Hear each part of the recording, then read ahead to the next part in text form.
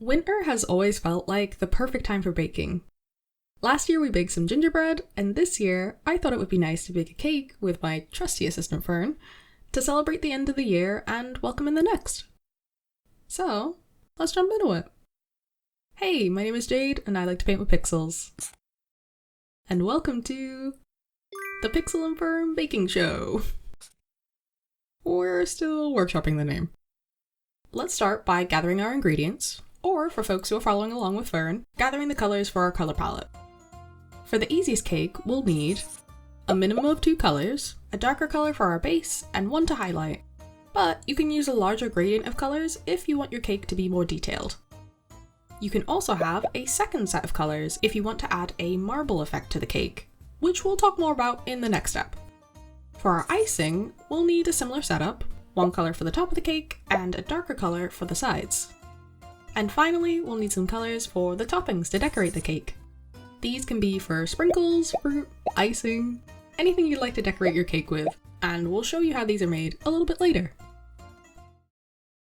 Next, we'll mix our ingredients in a bowl, or for us, we'll start blocking out the shape of our cake.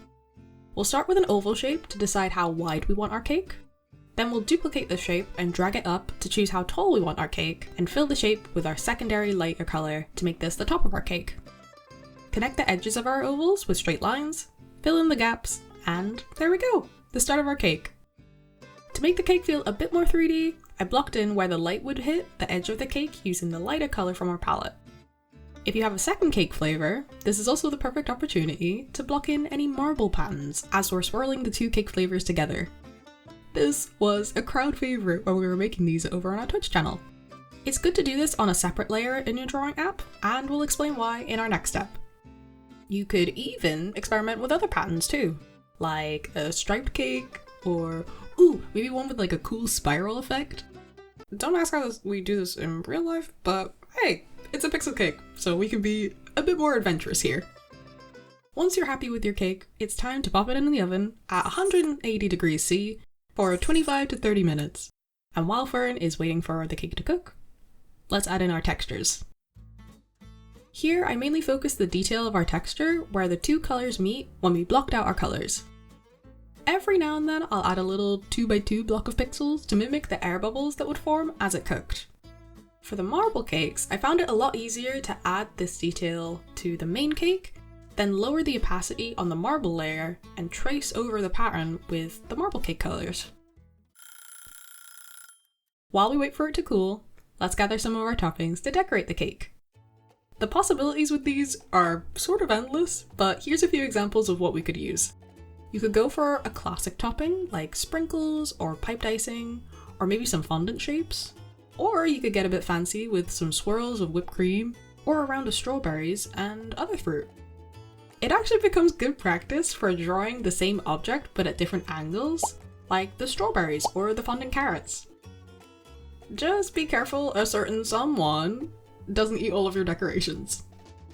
Since it'll take a while to decorate the cake fully, I wanted to do a little segment where I could say, here's some we made earlier, but Fern got a little too excited and baked way too many cakes. So now we'll need some help from you to help us decorate the cakes. I put together a little game in Godot where you can decorate a cake with a bunch of different options. I've been seeing a trend of adding little notes to cakes about what you're proud of achieving this year, so I thought it would be nice to also add a few notes to the cakes here as you decorate them as well. And you can play the game for free over on Itch. A link for it will be in the description. 2025 has been a bit of a roller coaster of a year for me.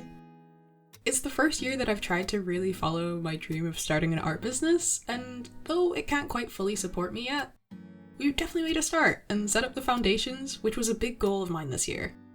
I got to meet a lot of wonderful creative beings both here and over on Twitch, which was really, really nice. I started to cook more for fun and taking care of my body more. And just in general realizing that taking breaks is just as important as working hard. And also, if you don't, your body will force you to take a break, which I learned the hard way. I got to try some really fun projects, some that I've been thinking about for years at this point, and new ones I was scared to pick back up after being laid off last year.